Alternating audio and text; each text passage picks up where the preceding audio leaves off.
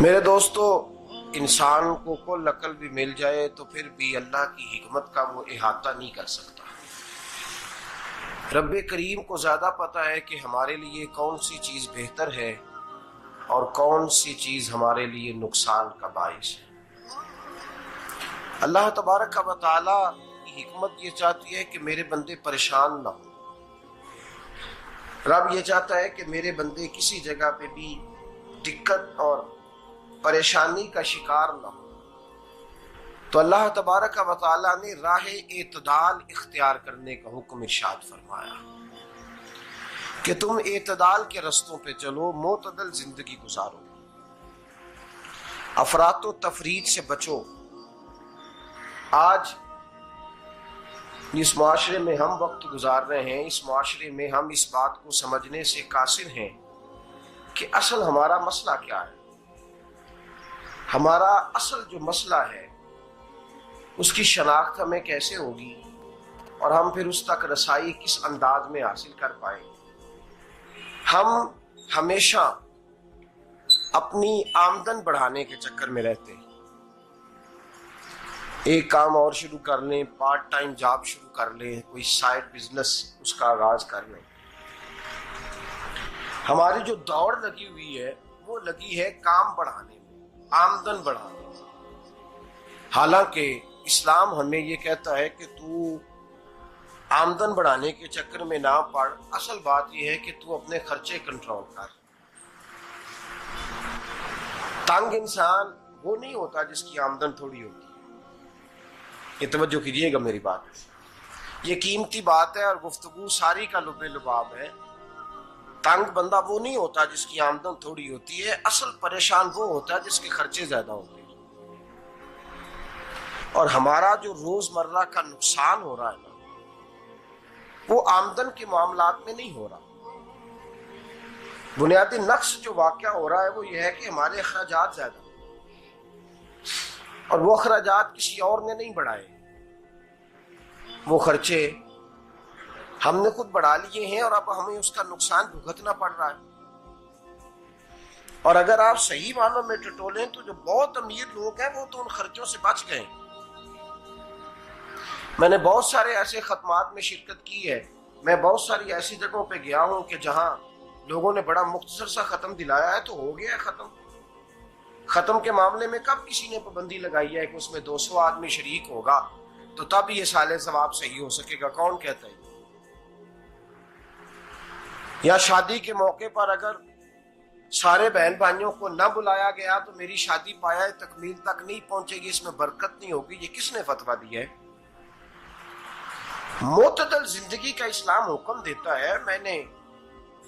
میں پڑھ رہا تھا کہ ایک بہت بڑا صدر ہے، غالباً سوڈان کے صدر کی بات ہو رہی تھی، تو اپنے بیٹے کی بارات لے کے گیا تو 4 لوگ گئے ہیں بارات اور 15 لوگوں کا اس نے اہتمام کیا اپنے گھر میں کھانا کھانے کا، تو کیا شادی ہو گئی کہ رک گئی؟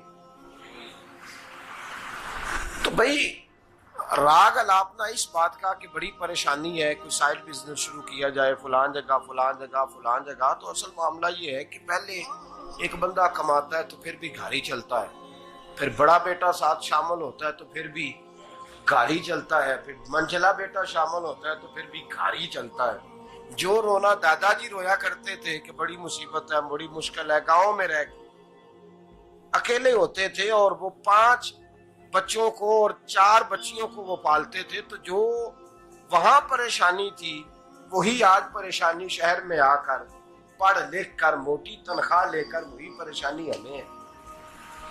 تو میں جس نتیجے پہ پہنچا ہوں اس کو پڑھ کے، قرآن مجید کی چند آیات کو دیکھ کر اور اس مفہوم کی جو حدیثیں کتب احادیث میں پائی جاتی ہیں اور ہمارے بزرگوں نے ہمیں جو مزاج اس حوالے سے دیا ہے، میں اس نتیجے پہ پہنچا ہوں کہ مسئلہ آمدن کا نہیں، مسئلہ خرچے کا ہے۔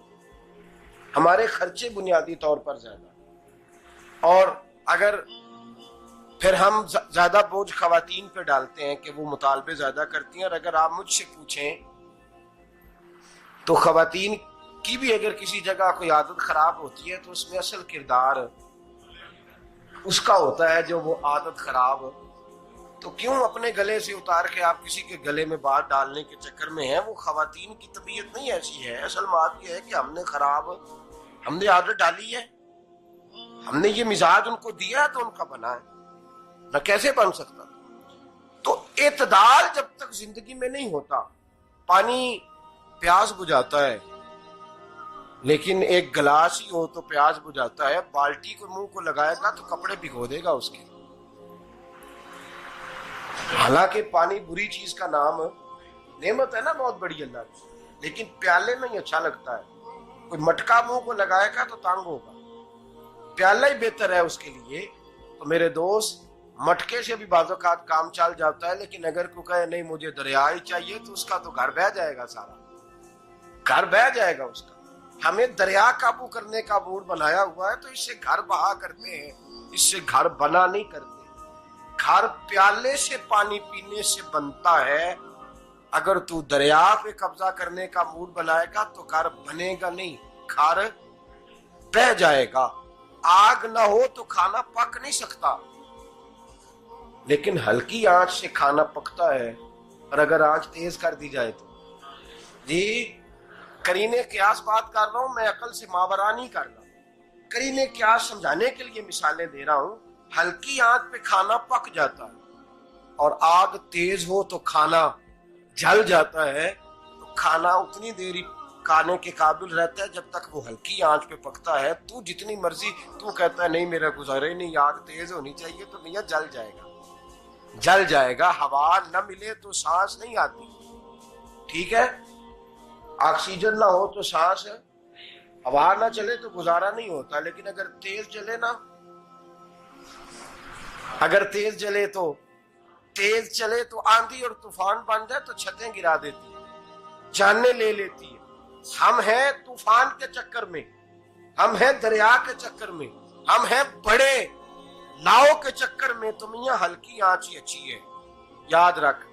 اور ایک گلاس پانی کا اعتدال سے ملتا رہے تو وہی ملتا رہے، ضرورت کے وقت وہی بہتر ہے. تو پورے دریا پہ قبضہ کرنے کا پروگرام نہ بنا، تانگ ہو جائے گا. اور میرے عزیز یاد رکھ، ہوا سانس لینے کے مطابق ملے تو وہی اچھی ہے، جو سانس بند کرنے پہ آ جائے وہ ہوا اچھی.